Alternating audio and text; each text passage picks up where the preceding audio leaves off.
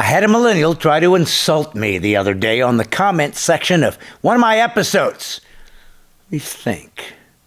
I think it was the episode where I proved I was superior to them. Anyways, they did it by using this phrase. Okay, boomer.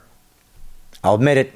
I'm boomer enough not to know what it meant because it's a phrase that's found its way within the social media infrastructure, and because I, unlike millennials, don't actually spend all of my waking moments being instructed in what I'm allowed to think through these circles, I wasn't up on the current trends. You always know it's a current trend because by the time a mature, intelligent adult like myself and others of my era stumble across it, it's outdated. You ever notice, by the way, how quickly millennial trends just kind of come and go? They never stick around long, do they?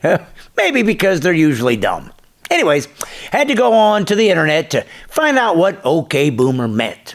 You heard me, the internet. You know, the world-changing means of communicating ideas daily in an instant that millennials literally can't survive without. And that has revolutionized how humans worldwide interact and connect and was leveraged and made commonplace by boomers. In fact, the very technology that you're staring at right now was brought to you by the likes of revolutionary heroes such as Steve Jobs or Bill Gates. That's right.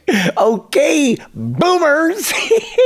Now, my research stated that okay boomer is an insult towards people born between 1945 in 1965.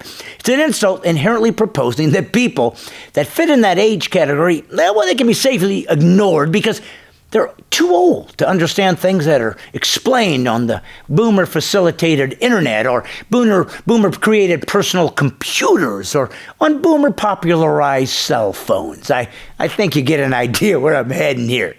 Even though it was directed at me personally, I think it speaks to a much broader and sadder issue in that children from the ages of 18 to 30 have become maybe the first group in human history that apparently have been taught that to gather wisdom and life experience from those who have gone before you and blaze the trails you're marching on is no longer important. The idea of not only respecting your elders, but to hold them somewhat in awe, apparently, well, that's a bygone virtue.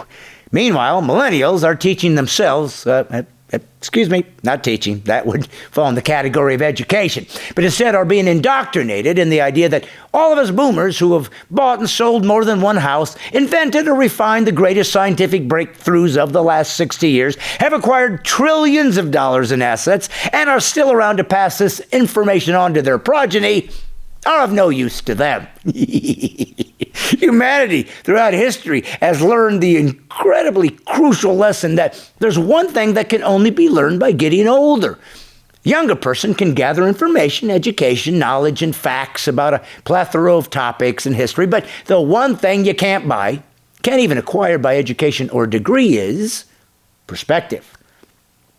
Only those who've lived numerous experiences, both good and bad, can begin to garner wisdom, which is the culmination of information and life experience, combined with analyzing the history that has preceded you. This is the basis for being a conservative. We believe in the age-old wisdom of conserving age-old wisdom.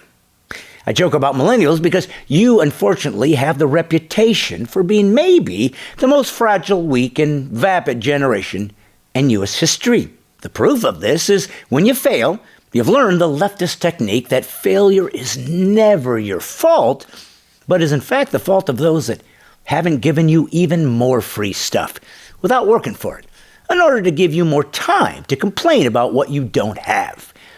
If you're a millennial or Gen X or Gen Z or any other letter of the alphabet you haven't learned yet, you need to know that every time you say, okay, boomer, you're literally admitting you don't care what someone says to you that is more successful, wealthy, educated, more wise, and accomplished. Mainly because all you care about is you're not wealthy, successful, accomplished, or open-minded, or tolerant, or wise. And it's your parents' fault.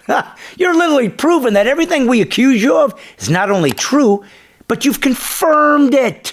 So you retort with an insult instead of contemplation. And maybe just once, taking personal responsibility for yourself.